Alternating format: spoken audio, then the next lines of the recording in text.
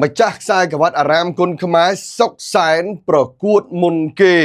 នៅក្នុងរាត្រីថ្ងៃទី16ខែឧសភាឆ្នាំ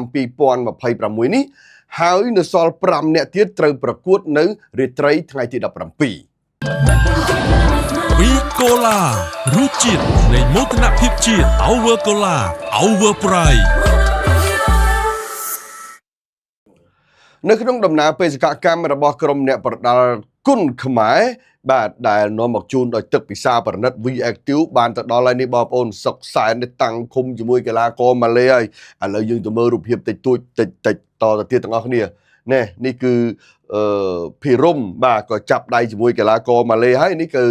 ក្រោយការថ្លឹងទងន់ណាបាទក្រោយការថ្លឹងទងន់គឺចាប់ដៃហើយបាទ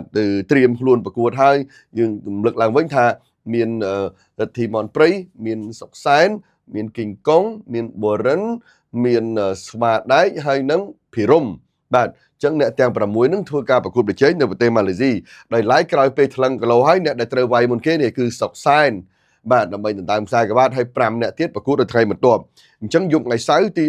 16ខែឧសភានេះគឺម៉ោង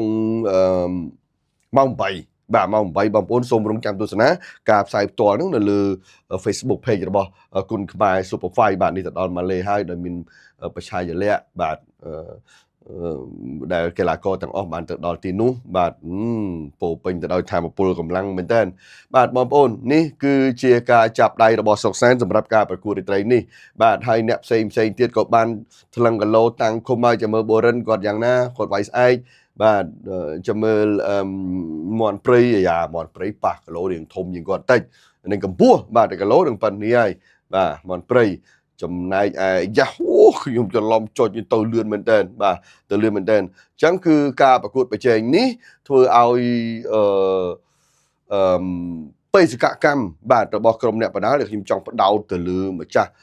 ខ្សែក្រវ៉ាត់បាទវីអាគ្ទីវអារាមគុណខ្មែរគាត់មានឱកាសចេញទៅប្រកួតហ្នឹងគឺទៅប្រកួតជាបន្តបន្ទាប់ហើយយើងក៏កំពុងបន្តស្វែងរកជើងឯក57គីឡូក្រាមដែរខ្ញុំភ្ជាប់ជាមួយនេះថានៅថ្ងៃពុធសប្តាហ៍ក្រោយនេះបាទគឺធ្វើដំណើរទៅដល់វត្តស្បូវរីកបាទនៅឯខេត្តពោធិ៍សាត់ចាំបងប្អូនរងចាំការចេញផ្សាយវីដេអូជាបន្តបន្ទាប់របស់ខ្ញុំទៀតបាទវីកូឡារសជាតិនៃមោទនភាពជាតិ Our Cola Our Pride